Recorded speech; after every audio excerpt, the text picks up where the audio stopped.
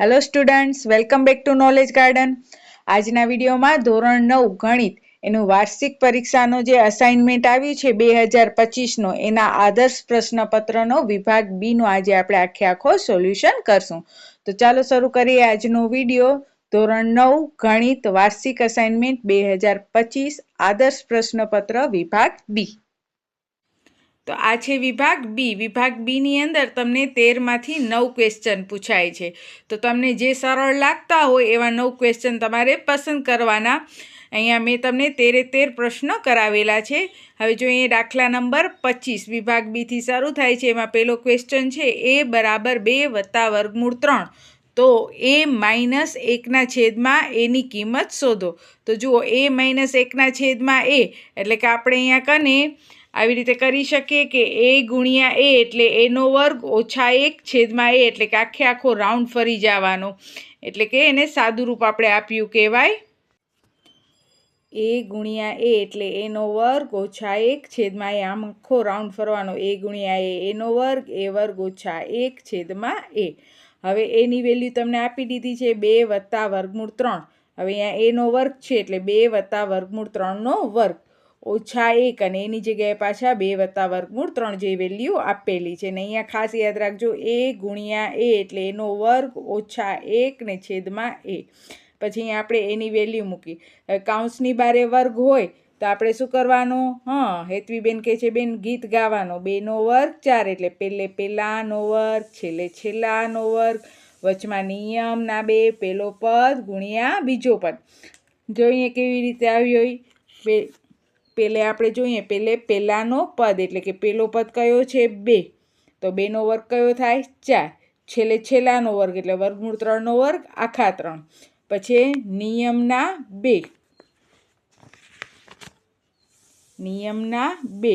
એને ગુણ્યા પહેલો પદ ને એને ગુણ્યા છેલ્લો પદ એટલે 2 દુ 4 વર્ગમૂળમાં 3. તો થયો પહેલાનો વર્ગ છેલ્લાનો વર્ગ અને વચમાં નિયમના 2 પહેલો પદ ગુણ્યા બીજો પદ એટલે કે 4 વર્ગમૂળ 3 ને વચ્ચે પ્લસ છે તો બંને બાજુ પ્લસની નિશાની -1 અને 2 વત્તા વર્ગમૂળ 3. હવે જોઈએ તો 4 વત્તા 3 તો 4 ને 3 કેટલા થાય 7. 7માંથી 1 જાય તો કેટલા વધે 6.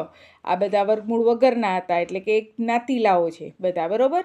તો આપણે એના સરવાળા બાદબાકી કરી શકીએ એટલે 4 ને 3 7. 7માંથી 1 જાય તો 6 વત્તા 4 વર્ગમૂળ 3 છેદમાં 2 વત્તા વર્ગમૂળ 3. હવે જ્યારે પણ છેદની અંદર વર્ગમૂળવાળી રકમ આવે ત્યારે આપણે છેદનું સમયીકરણ કરવાનું. એટલે અહીંયા 2 પ્લસ વર્ગમૂળ 3 છે તો આપણે ઉપર નીચે એને નિશાની બદલાવીને ગુણવાનું. એટલે કે 2 પ્લસ વર્ગમૂળ 3 છે તો 2 ઓછા વર્ગમૂળ 3, 2 ઓછા વર્ગમૂળ 3થી એને ગુણવાનું. તો ચાલો હવે ગુણીએ. તો જો પેલા આ 2 છે એ આ બંને રકમને ગુણશે તો 2 છક 12, 2 ચોક 8 વર્ગમૂળ 3. હવે એવી જ રીતે આ માઇનસ વર્ગમૂળ 3 છે એ પણ આ બંનેને ગુણશે તો માઇનસ વર્ગમૂળ 3 ગુણ્યા 6 એટલે -6 વર્ગમૂળ 3 અને માઇનસ પ્લસ માઇનસ 4 અને વર્ગમૂળ 3 ને વર્ગમૂળ 3 આખા 3 થઈ જાય એટલે 4 અને ગુણ્યા 3 એટલે 4 તેરી 12. અને અહીંયા કને બંને જુઓ સરખા જ પદ છે 2 વર્ગમૂળ 3 2 વર્ગમૂળ 3 પણ એક પ્લસ છે ને એક શું છે માઇનસ. ત્યારે અહીંયા કેવી રીતે કરવાનું? પહેલા સાથે પહેલાનો વર્ગ એટલે 2નો વર્ગ કેટલો થાય 4 અને છેલ્લા સાથે છેલ્લાનો એટલે વર્ગમૂળ 3 ને વર્ગમૂળ 3 આખા 3 ની નિશાની માઇનસની. જ્યારે પણ બંને રકમ સરખી હોય પણ એક પ્લસ ને એક માઇનસ હોય ત્યારે પહેલા સાથે પહેલાનો વર્ગ છેલ્લા સાથે છેલ્લાનો વર્ગ ને વચમાં માઇનસની નિશાની.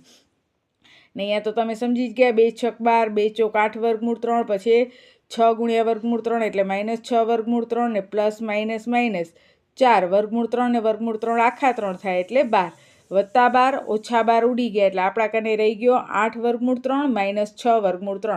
હવે તમે અહીંયા ડાયરેક્ટ જ કરી શકશો, આ સ્ટેપ કરવાની જરૂર જ નથી.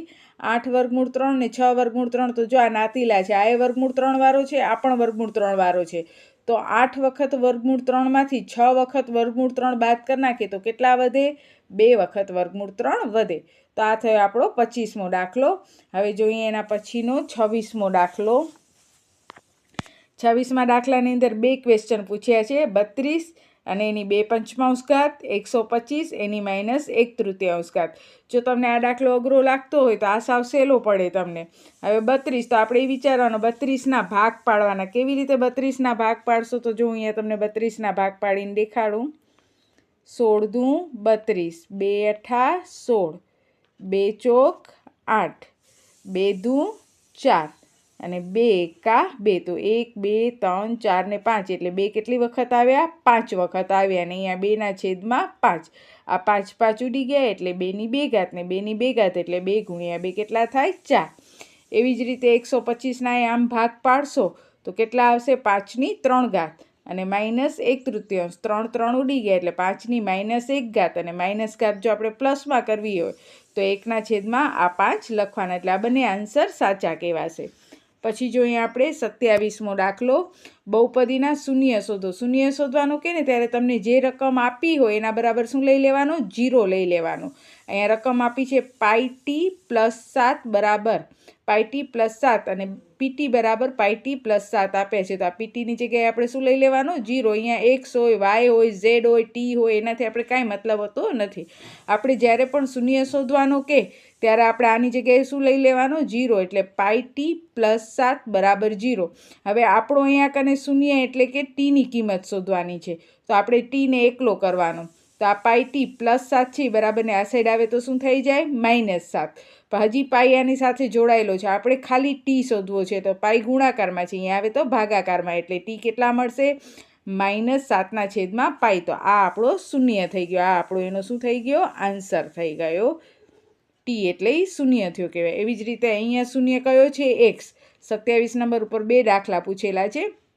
અહીંયા શૂન્ય x છે એટલે આપણે xની વેલ્યુ શોધવાની છે. રીત ઈ નહીં જ 2x/3 - 5/6 બરાબર શું કરી નાખવાનું? 0. હવે અહીંયા માઇનસ પ્લસ હોય નિશાની અને અપૂર્ણાંક હોય તો તમે ચોગડીયો ગુણાકાર કરવાનો. અને જો ચોગડીયા ગુણાકાર સિવાય એક બીજી એ રીત છે. કઈ રીત છે? તો જ્યારે આ 3 અને 6નો મેળ થતો હોય ત્યારે આપણે એ કરી શકીએ. જેમ કે 3ને 2 વડે ગુણીએ તો 6 થઈ જાય છે.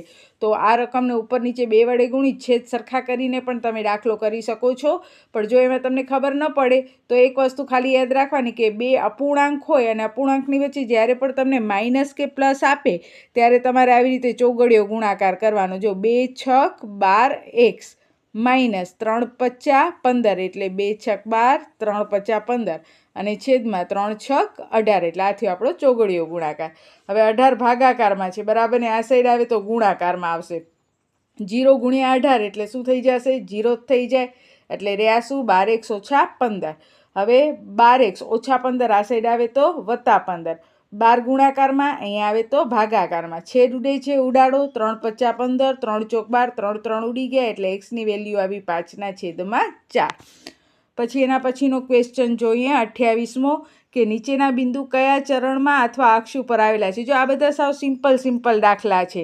આપણે જોયું કે 26 નંબરનો છે એ સાવ સિમ્પલ છે, ઘાત ઉપર આધારિત છે. શૂન્ય શોધવાવાળો દાખલો સાવ સિમ્પલ છે. પછી અહીંયા કને આપણે જોઈએ તો આ x અક્ષ કહેવાય આપણો અને આને કહેવાય y અક્ષ. બરાબર. હવે અહીંયા x અક્ષમાં અહીંયા બધી નિશાની કઈ હોય? પ્લસ હોય. અહીંયા કને કઈ હોય? માઇનસ હોય. અહીંયા બધી પ્લસ હોય ને અહીંયા આપણી માઇનસ હોય. આને પહેલો ચરણ કહેવાય. તો જો એક્સના પણ પ્લસ વાયના પણ પ્લસ એ પહેલો ચરણ. એક્સના માઇનસ ને વાયના પ્લસ. હંમેશા પહેલાં એક્સની નિશાનીને જ ધ્યાનમાં લેવાની. એટલે એક્સના માઇનસ વાયના પ્લસ એટલે બીજા ચરણમાં માઇનસ પ્લસ. ત્રીજા ચરણમાં તો જો એક્સના એ માઇનસ ને વાયના એ માઇનસ એટલે ત્રીજો ચરણ શું આવે? માઇનસ આવે. પછી ચોથા ચરણમાં તો એક્સના પ્લસ ને વાયના શું થશે? માઇનસ. બરાબર. તો આ રીતે તમારે યાદ રાખવાનું. પ્રથમ ચરણમાં એક્સના અને વાયના બંને પ્લસ પ્લસ, બીજા ચરણમાં એક્સના માઇનસ વાયના પ્લસ, ત્રીજા ચરણમાં એક્સના માઇનસ વાયના એ માઇનસ ને ચોથા ચરણમાં એક્સના પ્લસ ને વાયના માઇનસ. તો અહીંયા જોઈએ તો પહેલી નિશાની માઇનસ છે ને બીજી પ્લસ છે. તો માઇનસ અને પ્લસ એટલે કયો ચરણ થયો? બીજો ચરણ. +4 ને -1 એટલે પ્લસ અને માઇનસ એટલે કયો ચરણ થયો? ચોથો ચરણ થયો. હવે અહીંયા કને વાયની તો કંઈ વેલ્યુ જ નથી. આ પહેલી રકમ એક્સની વેલ્યુ કહેવાય, બીજી રકમ વાયની વેલ્યુ કહેવાય. વાયની તો કંઈ વેલ્યુ છે જ નહીં. વાય 0 છે. એનો મતલબ કેના ઉપર હોય? આ એક્સ અક્ષ ઉપર હોય. એક્સની વેલ્યુ આપી છે એટલે એક્સ અક્ષ ઉપર હોય. જો અહીંયા એક્સની જગ્યાએ 0 હોત ને વાયની જગ્યાએ 2 હોત તો વાય અક્ષ લખત. પછી -3 ને -6 બંને નિશાની માઇનસની તો એ કયો ચરણ આવે? ત્રીજો ચરણ આવે. ત્યાર પછી જોઈએ આપેલ સુરેખ સમીકરણને પ્રમાણિત સ્વરૂપમાં લખો. અને a પ્લસ b પ્લસ cની કિંમત પણ મેળવો. હવે આપણો સૂત્ર આપ્યો છે x માઇનસ 5y બરાબર 10. બરાબર. પ્રમાણિત સ્વરૂપ કેને કહેવાય? તો બધું જ ડાબી બાજુ લઈ જાઓ, જમણી બાજુ કાંઈ રાખવાનું નહીં. તો જો અહીંયા કને આ x, તો x માઇનસ 5y, તો માઇનસ 5y. આ 10 બરાબરની જમણી બાજુએ છે, આ સાઈડ આવે તો કઈ થઈ જાય? ડાબી બાજુ. એટલે બધું આ બાજુ લઈ આવો, અહીંયા કાંઈ રહેવું જોઈએ નહીં, અહીંયા 0 થઈ જાવ જોઈએ. એટલે પ્લસ 10 ને અહીંયા લઈ આવીએ તો માઇનસ 10. તો આ થઈ ગયો આપણો પ્રમાણિત સ્વરૂપ. હવે અહીંયા a કેને કહેવાય? તો જો એક્સની આગળ અહીંયા કાંઈ નથી એટલે એ 1 વંચાય, એટલે a બરાબર 1, b બરાબર માઇનસ 5. નિશાની શીખે લખવાનો. આ બીજી રકમ હોય એ b કહેવાય, ને ત્રીજી રકમ છે એને શું કહેવાય? c. અને એ પણ નિશાની શીખે લખવાની. એટલે a બરાબર 1, b બરાબર માઇનસ 5, c બરાબર માઇનસ 10. એટલે કે હવે આપણે કીધું છે a plus b plus c શોધો. તો 1 માઇનસ 5 ને માઇનસ 10, માઇનસ 10 ને માઇનસ 5 માઇનસ 15, માઇનસ 15માંથી પ્લસ 1 જાય તો માઇનસ 14. પછી 30 નંબરમાં આપણને વ્યાખ્યા પૂછી છે કે સમરેખ બિંદુ કેને કહેવાય? તો એક જ રેખા ઉપર આવેલા તમામ બિંદુઓને કેવા કહેવાય? સમરેખ બિંદુ કહેવાય છે. એક જ રેખા પર આવેલા તમામ બિંદુઓને સમરેખ બિંદુ કહેવાય. પછી આસન કોણ? તો જે બે ખૂણાઓના શિરોબિંદુ એક જ હોય અને એક ભુજ સામાન્ય હોય, અને જે ભુજ સામાન્ય ન હોય તેવી ભુજની સામાન્ય ભુજની જુદી જુદી બાજુઓ. એટલે કે જે ભુજ છે એ સામાન્ય નથી, તો તે ભુજો સામાન્ય બાજુની જુદી જુદી બાજુએ હોય છે. હવે આ વ્યાખ્યા જો અઘરી લાગે તો તમે આમ પણ લખી શકો કે બે ખૂણા ભેગા થઈ કોઈ એક ખૂણો બનાવે છે, અને જેની અંદર એક ભુજ સામાન્ય છે અને શિરોબિંદુઓ પણ સામાન્ય છે, તો એને આસન કોણ કહેવાય છે. કોઈ પણ રીતે તમે એ રીતે યાદ રાખી શકશો.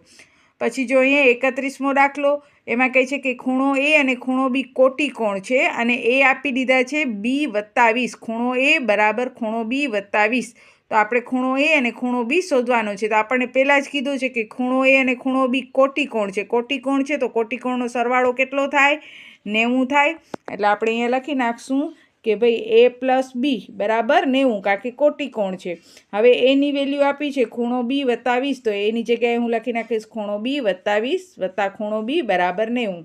હવે એક ખૂણો b એટલે 2 વખત ખૂણો b. આ પ્લસ 20 અહીંયા આવે તો માઇનસ 20, 90માંથી 20 જાય તો 70, 2 ગુણાકારમાં, અહીંયા આવે તો ભાગાકારમાં, 35 દુ 70, એટલે ખૂણો b 35 આવ્યો. હવે ખૂણો a, તો ખૂણા a માટે આપણને કીધું છે કે b વત્તા 20, તો બીનો આન્સર તો આપણને મળી ગયો છે 35 વત્તા 20, એટલે ખૂણો એ કેટલો થઈ જશે? 55 થઈ જશે. ત્યાર પછી જો 32મો દાખલો, જેમાં કહે છે ત્રિકોણ ABCમાં AB બરાબર AC, અને જો ખૂણો A બરાબર 50 હોય તો B અને C શોધો. હવે આપણો નિયમ શું છે કે જો A અને B સરખા હોય તો એની સામેના ખૂણા પણ કેવા થાય? સરખા. અહીંયા AB અને AC સમાન છે તો એકરૂપ બાજુઓ કહેવાય. એકરૂપ બાજુઓના સામેના ખૂણા પણ કેવા હોય? એકરૂપ હોય. તો જો અહીંયા કને AB અને AC સરખા છે તો ABનો સામેનો ખૂણો કયો થાય? C. અને AC, તો ACનો સામેનો ખૂણો કયો થાય? B. તો AB અને AC સરખા તો B અને C પણ સરખા. હવે આપણને ખબર છે એ પ્રમાણે ત્રિકોણ ABCમાં ખૂણો A વત્તા ખૂણો B વત્તા ખૂણો C બરાબર 180, કારણ કે ત્રિકોણના ત્રણેય ખૂણાનો સરવાળો કેટલો થાય? 180. જેમાં ખૂણા Aનો માપ 50 આપ્યો છે, Bના B રાખ્યા, Cની જગ્યાએ પણ મેં અહીંયા શું લખી નાખ્યા? B લખી નાખ્યા, કારણ કે B અને Cનો માપ તો કેવો છે? સરખો છે. તો તમે Cની જગ્યાએ B લખી શકો અથવા Bની જગ્યાએ C લખીને પણ દાખલો કરી શકો કે 50 વત્તા C વત્તા C, 50 વત્તા ખૂણો C વત્તા ખૂણો C, એ રીતે પણ કરી શકો, અથવા 50 વત્તા ખૂણો B વત્તા ખૂણો B, એ રીતે પણ કરી શકો, કારણ કે બંનેના માપ કેવા છે? સરખા છે.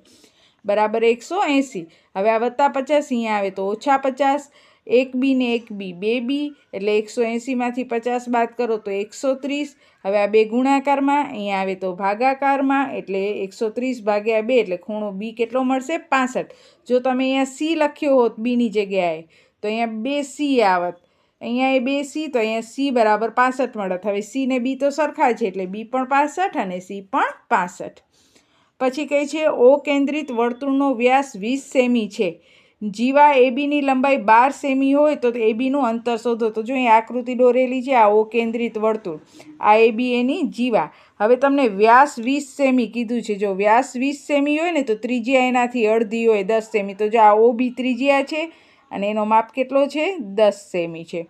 હવે આપણને જીવા એ બી 12 આપી છે, તો કેન્દ્ર ઓ આગળથી એના બે સરખા ટુકડા થાય એટલે કેટલા થઈ જાય? 6 6 થાય, જે આપણે અહીંયા દર્શાવવાનું કે એ બી 12 છે એટલે એથી એમનું અંતર ને એમથી બીનું અંતર એટલે 12ના અડધા કેટલા થાય? 6 થાય. હવે આ 10 છે, આ 6 છે. હંમેશા ત્રિજ્યા કેન્દ્રમાંથી પસાર થતી જે રેખા છે, રેખા કે રેખાખંડ જે કેન્દ્રમાંથી પસાર થાય છે એ જીવા ઉપર લંબ હોય એટલે આપણે લખવાનો OM લંબ AB. આ પ્રમેય પણ આવે છે આપણને OM લંબ AB. હવે જો OM લંબ AB હોય તો આ ખૂણો એમ કેટલાનો થયો? 90નો થયો કહેવાય. હવે ખૂણો એમ 90નો થયો એટલે કે ત્રિકોણ OMB માં ખૂણો એમ 90નો છે, માટે પાયથાગોરસ મુજબ આ કાટખૂણો કાટખૂણાની બરોબર સામે હોય કર્ણ કહેવાય, એટલે કે કર્ણ OBનો વર્ગ બરાબર OMનો વર્ગ વત્તા MBનો વર્ગ. કર્ણ એટલે આ આડી લીટી અને એલ બનાવતી જે લીટી હોય સામેની બાજુ અને પાસેની બાજુ કહેવાય, એટલે આડી લીટી OBનો વર્ગ બરાબર OM વર્ગ વત્તા MBનો વર્ગ. જો OM અને MB એલ આકાર બનાવે છે. હવે OB એટલે 10નો વર્ગ, OM આપણે શોધવાનો છે કેન્દ્રથી જીવાનું અંતર, અને MB આપ્યા છે 6નો વર્ગ. 10નો વર્ગ 100, 6નો વર્ગ 36 વત્તા 36 બરાબર ને આ સાઈડ આવે તો ઓછા 36, 100માંથી 36 જાય તો 64. OMનો વર્ગ 64 છે. આપણે OM શોધવા છે તો અહીંયાથી વર્ગ કાઢવો હોય તો આનો વર્ગમૂળ લખાય, તો 64નો વર્ગમૂળ કેટલો થાય? 8. એટલે OM કેટલા થયા? 8. એટલે કે O કેન્દ્રથી જીવાનું અંતર 8 સેન્ટીમીટર છે. અહીંયા સેન્ટીમીટર લખવાનો આપણે. અને એક સ્ટેપ તમારે જો વધારે કરવો હોય તો અહીંયા એમ પણ લખી નાખવાનું કે OM બરાબર વર્ગમૂળમાં 64 એટલે કેટલા થઈ જાય? 8. હવે જોઈએ 34મો દાખલો. એક અર્ધગોળાની ત્રિજ્યા 21 સેમી હોય તો તેનું ઘનફળ શોધો. ઘનફળ પૃષ્ઠફળવાળા ચેપ્ટરનો દાખલો છે અને આની અંદર તમને સૂત્ર બધા આવડવા જોઈએ, એટલે બધા જ સૂત્ર આના પાકા કરી લેજો. અર્ધગોળાનું ઘનફળ એટલે 2/3 પાય r ઘન. જો આખા ગોળાનું હોત તો 4/3 આવત, અર્ધગોળાનું છે એટલે આવશે 2/3 પાય r ઘન. હવે 2/3ના 2/3 પાઈ માટે કાંઈ કીધું નથી તો 22/7. r એટલે ત્રિજ્યા 21 છે પણ આરનો ઘન છે એટલે 21 કેટલી વખત લખવાની? 3 વખત લખવાની. 21 ગુણ્યા 21 ગુણ્યા 21. હવે જોઈએ તો અહીંયા કને 7 તેરી 21 છેદ ઉડાડ્યા, કારણ કે અહીંયા ગુણાકાર છે તો છેદ ઉડે. 7 તેરી 21 એટલે આ 7 ને 21 ઉડી ગયા, આ 3 ને આ 3 પણ ઉડી ગયા એટલે 22 દુ 44 ને 21 ગુણ્યા 21 441. આ બંનેનો ગુણાકાર કરો તો 19,404 સેન્ટીમીટરનો ઘન. આ ખાસ લખવાનો, સેન્ટીમીટર છે, ઘનફળ શોધે તો સેન્ટીમીટરનો ઘન, નહીં તો તમારા માર્ક્સ કપાઈ જાય એટલે પાછળ એકમ લખવા પડે. પછી એના પછીનો 35મો દાખલો જોઈએ. એક શંકુની ત્રિજ્યા 21, ઊંચાઈ 20, કુલ સપાટીનું પૃષ્ઠફળ શોધો. તો પહેલાં આપણે કુલ વક્ર સપાટીનું ક્ષેત્રફળ શોધીએ. ક્ષેત્રફળ જ આપણો પૃષ્ઠફળ થાય તો સૂત્ર આવશે પાઈ r પ્લસ એલ. પાઈ એટલે 22/7, r એટલે આપણો છે 21, r એટલે 21 પણ આપણને ક્યાંય એલ નથી આપ્યો, કારણ કે આ ઊંચાઈ એટલે h કહેવાય, એલ ન કહેવાય. તો આપણે અહીંયા એલ પહેલાં શોધવો પડશે. એલ કેવી રીતે શોધશું? તેના માટેનું આ સૂત્ર છે એલ વર્ગ બરાબર r વર્ગ વત્તા h વર્ગ. એલ વર્ગ તો એલ વર્ગ આપણે શોધવાનો છે. આર એટલે ત્રિજ્યા જે આપી દીધી છે આપણને 21, અને h એટલે ઊંચાઈ પણ આપી દીધી છે 20. 21નો વર્ગ એટલે 21 ગુણ્યા 21 કરો તો 441. 20નો વર્ગ એટલે 20 ગુણ્યા 20 400. 441 વત્તા 400 એટલે 841, એટલે એલ વર્ગ 841 મળ્યો. એટલે એલ બરાબર વર્ગમૂળમાં 841. 841 કેનો વર્ગમૂળ છે? તો 29નો વર્ગમૂળ છે. ઓછામાં ઓછા 30 સુધીના વર્ગમૂળ યાદ રાખવાના તો દાખલો તમારો ઝડપથી થઈ જાય. તો એલ બરાબર કેટલા આવશે? 29. હવે હું અહીંયા એલની જગ્યાએ કેટલા લખી નાખીશ? 29. તો હવે જોઈએ તો 29 ને 21 એટલે થયા 50. અહીંયા કને મેં છેદ ઉડાડી નાખ્યા. 7 તેરી 21 એટલે 22. અહીંયા 7 તેરી 21 એટલે 3 એટલે 22 ગુણ્યા 3 ગુણ્યા 50. 22 તેરી 66 ગુણ્યા 50 એટલે કે 3300 સેન્ટીમીટરનો વર્ગ. પૃષ્ઠફળ હોય તો વર્ગ આવે.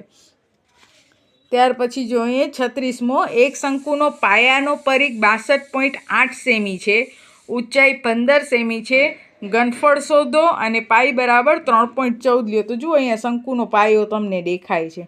શંકુનો પાયો વર્તુળાકારનો હોય, બરાબર? વર્તુળાકારનો તો વર્તુળાકારનો, શંકુનો પાયો વર્તુળાકાર તો વર્તુળાકારનો પરિઘ, તો વર્તુળાકારના પરિઘનું સૂત્ર શું થાય? 2πr. હવે પરિઘ તમને આપી દીધો છે 62.8. 2 ના 2 પાઈની જગ્યાએ 3.14 તો તમને અહીંયાથી શું મળશે આર મળશે કારણ કે તમને શંકુનું ઘનફળ શોધવાનું કીધું છે ઘનફળની અંદર આપણા કને આર છે નહીં ઊંચાઈ આપેલી છે પણ આર નથી આપ્યો એટલે સૌથી પહેલાં પાયાના પરિઘથી આપણે આર શોધશું પાયાનો પરિઘ એટલે કે વર્તુળનો પરિઘ કારણ કે પાયો ગોળ હોય તો 62.8 આપી દીધેલો છે જે 2 ના 2 પાઈની જગ્યાએ કીધું છે એ પ્રમાણે 3.14 ને આર આપણે શોધશું તો જો અહીંયા પોઈન્ટ પછી એક આંકડો છે એટલે અહીંયાથી મેં પોઈન્ટ કાઢી નાખ્યો તો છેદમાં 10 આવે હવે આ 2 અને 3.14 એ આર સાથે ગુણાકારમાં છે તો બરાબર ને આ સાઈડ આવે તો ભાગાકારમાં અહીંયાથી મેં પોઈન્ટ કાઢી નાખ્યો પોઈન્ટ પછી 2 આંકડા થાય 14 તો એના 100 મેં ઉપર લખ્યા આ મીંડું અને આ મીંડું ઉડી ગયું 314 દૂ 628 થાય હવે 2 દાન 20 ભાગ્યા 2 અથવા 2 ઉડાડી નાખો તો ડાયરેક્ટ 10 એટલે આર બરાબર કેટલા આવશે 10 સેમી હવે આપણે ત્રિજ્યા 10 સેમી મળી ગઈ છે તો હવે આપણે શંકુનું ઘનફળ આરામથી મળી જશે 1/3 પાઈની જગ્યાએ 3.14 પોઈન્ટ પછી 2 આંકડા છે એટલે પોઈન્ટ કાઢીને છેદમાં 100 લખી નાખ્યા આર એટલે 10 વર્ગ છે આરનું એટલે 10 કેટલી વખત 2 વખત અને એચ આપી દીધો છે આપણને 15 હવે આપણે છેદ ઉડાડીએ તો 3 × 5 = 15 આ 2 મીંડા ઉડી ગયા એટલે 314 × 5 એટલે 1570 સેન્ટીમીટરનો ઘન પછી લાસ્ટ દાખલો 37મો જોઈએ અહીંયા કને તમે જોશો તો અસતત વર્ગ આપ્યા છે 19 પછી અહીંયા 20 આપ્યો છે 19 રિપીટ થતો નથી 29 પછી 30 આપ્યા છે 39 પછી 40 આપ્યા છે સતત વર્ગ એટલે અહીંયા આંકડા રિપીટ થવા જોઈએ તો આપણે શું કરશું પહેલા વર્ગની જે પહેલી રકમ છે એમાંથી આપણે 0.5 બાદ કરી નાખશું હવે જો તમને 0.5 બાદ કરતા ના આવડે ને તો જે રકમ હોય ને એમાંથી એક ઓછો કરી નાખો તો અહીંયા 10 છે 10માંથી એક ઓછો કરી નાખો તો કેટલા થઈ જાય 9 અને પાછળ 0.5 લગાડી નાખવાનો જો તમને 0.5 કેવી રીતે બાદ થાય ના આવડતું હોય કન્ફ્યુઝન હોય તો શું કરવાનું કે આ 10 છે તેમાંથી એક ઓછો કરી નાખો એટલે કેટલા થઈ ગયા 9 અને પાછળ 0.5 લગાડી નાખવાનો પછી આ 19.5 હવે આ 19.5 અહીંયા રિપીટ કરો અને અહીંયા લખી નાખો 29.5 29.5 અહીંયા રિપીટ કરો અને પછી પાછળ લગાડો 39.5 જો અહીંયા જે પાછળના આંકડા છે એમાં 0.5 લગાડતા આવીએ છીએ બરાબર પહેલામાંથી આપણે 0.5 ઓછો કર્યો અને બીજા આંકડામાં આપણે 0.5 ઉમેર્યો એટલે કે અહીંયા 19 હતું તો એમાં 0.5 ઉમેર્યો એટલે 19.5 મેઇન વસ્તુ આ જ છે કે આમાં પહેલી રકમમાંથી 0.5 ઓછા કરવાના એટલે એક ઓછો કરીને 0.5 લગાડવાનો અને બીજી રકમમાં એમ જે રકમ છે એ લખી પાછળ 0.5 લખી નાખવાનો હવે એ રકમ તમે રિપીટ કરતા જાઓ પોતાની રીતે તાલમેલ થઈ જશે 19.5 પછી આ 29 છે તો 29.5 એ રિપીટ કરો પછી 39.5 એ રિપીટ કરો પછી 49.5 એ રિપીટ કરો 59.5 રિપીટ કરો 69.5 તાલમેલ થાય છે તો જુઓ 20માંથી એક ઓછો કરો તો 19 ને પાછળ 0.5 લાગી ગયા 30માંથી એક ઓછો કરો તો 29 પાછળ 0.5 લાગી ગયા તો આ થઈ ગઈ તમારી સતત વર્ગ આવૃત્તિ તો જેમ છે તેમ જ રહેશે તો આ હતો વિભાગ બી હવે વિભાગ બીની અંદર જેમ મેં પહેલાં કીધું એ પ્રમાણે તમારે 9 દાખલા સિલેક્ટ કરવાના હશે 13માંથી તો તમને જે સરળ પડતા હોય એ ચેપ્ટરના અથવા એ રીતના 9 દાખલા તમારે તૈયાર કરવાના તો તમને જે સરળ પડતો હોય એ પ્રમાણે તમારે 9 દાખલા તૈયાર કરવાના તો બસ આજના વિડીયોમાં આટલો જ તમારા વધુ ને વધુ ફ્રેન્ડ્સ છે એને આ વિડીયો શેર કરજો જેથી કરી અને ફ્રી શિક્ષાનો લાભ બધા જ લઈ શકે આશા છે તમને મેથડ સમજાતી હશે હજી પણ જો કોઈ ડાઉટ્સ હોય તો તમે મને કોમેન્ટ્સમાં જણાવી શકો છો તો બસ આજના વિડીયોમાં આટલો જ ત્યાં સુધી બધીને જય હિન્દ જય ભારત સૌ ભણે સૌ આગળ વધે